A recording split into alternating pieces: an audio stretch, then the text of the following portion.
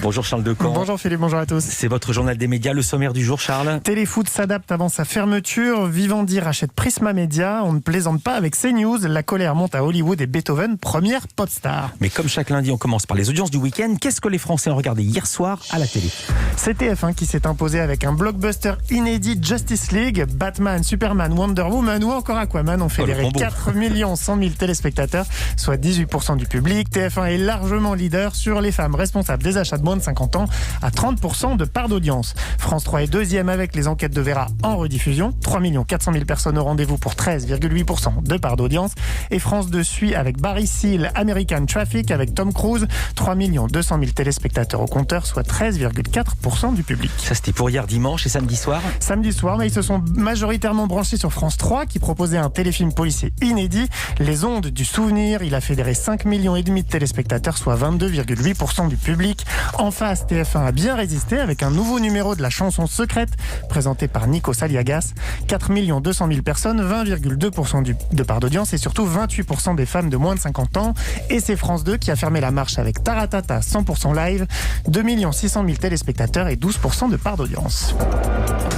Culture Média. Et on commence ce journal des médias avec une autre audience très attendue. Nous recevions vendredi le producteur Arthur. C'est l'audience du lancement de District Z vendredi soir, donc sur TF1. Voilà, sur le papier, les nouvelles sont bonnes. L'émission s'est imposée avec 5 400 000 téléspectateurs, un très bon 26% de part d'audience et un exceptionnel 47% sur les femmes de moins de 50 ans. C'est une bonne nouvelle pour Arthur, vous le disiez, que vous receviez vendredi et qui n'était pas très rassuré niveau audience. Mais à y regarder de plus près, la courbe des audiences, elle, n'est pas très bonne. District Z a perdu environ 800 000 téléspectateurs à chaque coupure pub. L'émission a commencé devant 7 millions de curieux à 21h et elle n'en a gardé que 4 300 000 jusqu'à 23h45. Ce qui reste, il faut le dire, un score plus que convenable à cet horaire. Mais dans le même temps, District Z a été critiqué pour son concept et un certain manque de créativité.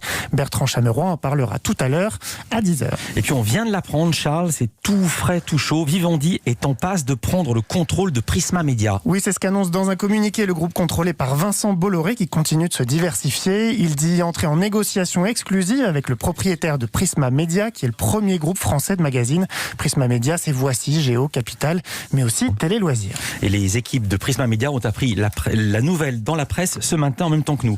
Il est désormais possible de s'abonner à la chaîne Téléfoot, mais pour 24 heures seulement. Oui, la chaîne du foot a dévoilé ce week-end de nouveaux forfaits. Un jour, 3 jours ou une semaine. Il coûte entre 3,90 € et 9,90 €. Alors cette stratégie s'explique par la fermeture annoncée de la chaîne. On l'a apprise vendredi. La Ligue de football professionnel va récupérer les droits de la Ligue 1 qu'elle avait vendus à Mediapro. Le groupe sino-espagnol n'a donc plus de raison de maintenir en vie la chaîne qu'il avait lancée en août dernier. L'économiste du sport Vincent Chaudel nous explique ce qui attend les 480 000 fans de foot qui s'étaient abonnés à la chaîne depuis août. Ce que l'on sait à date, c'est que la chaîne devrait finir d'émettre fin janvier au maximum. Et donc, il va y avoir plusieurs perdants dans ce dossier. Il y a les clubs, bien évidemment, les salariés et puis les abonnés.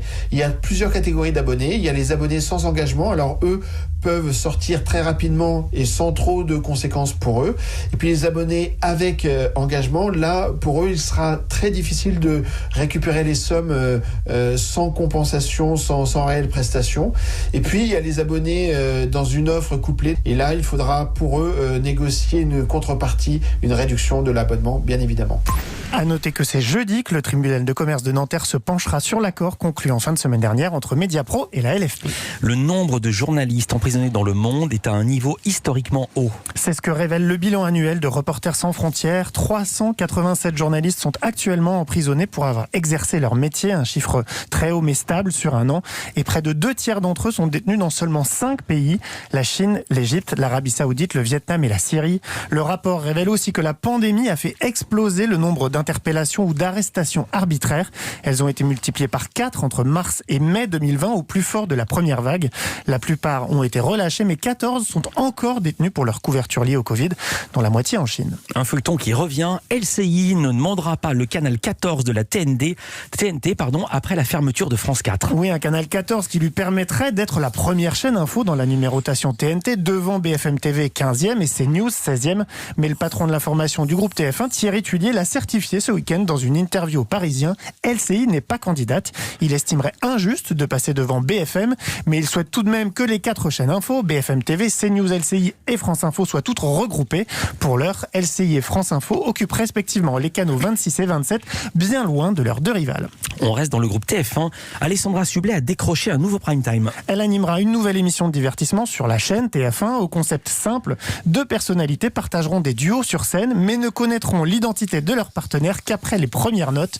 Le tournage du premier numéro est prévu début 2021 et d'autres émissions pourraient être commandées en cas de succès. Bertrand Huskla préfère ne pas prendre de risques. Le comédien révélé dans les pastilles humoristiques Brut sur Canal+ a demandé à faire retirer une petite phrase qu'il avait prononcée dans une interview au Monde en octobre dernier.